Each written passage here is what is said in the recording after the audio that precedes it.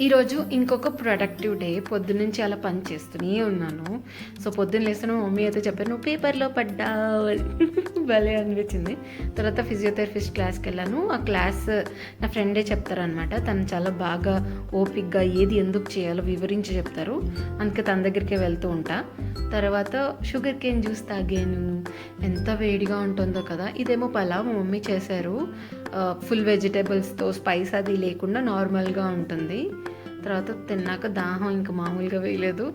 అలా తాగుతూనే ఉన్నాను అనమాట ఏదో ఒకటి. ఇది టీ మా ఫ్రెండ్ ఆఫర్ చేశారు. తర్వాత వస్తుంటే నాకు ఒక టైప్ ఇన్స్టిట్యూట్ కనిపించింది. ఏంటి ఇలాంటివి ఇంకా ఉన్నాయా అనిపించింది. వెంటనే మీకోసం వీడియో తీసా. ఇదేమో మోసంబీ జ్యూస్ వితౌట్ షుగర్.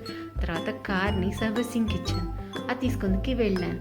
ఈలోపుగా నాకు వితిన్ 5 minutes ఒక 2 bottles తాగాను అనమాట వాటర్. ఆ తర్వాత ఇంటికి వస్తూనే మళ్ళీ మంచినీళ్ళు తాగాను. ఇలా అయితే అవ్వదు బాబోయ్. ఇంకా రాకు వర్షం, నువ్వు అసలు మా ఊరు రాకు, మా వీధి రాకు, ఎక్కడికి రాకు అనిపించింది.